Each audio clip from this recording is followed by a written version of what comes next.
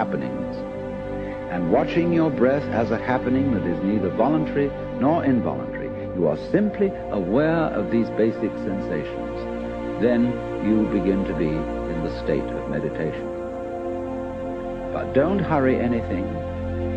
Don't worry about the future. Don't worry about what progress you're making. Just be entirely content to be aware of what is.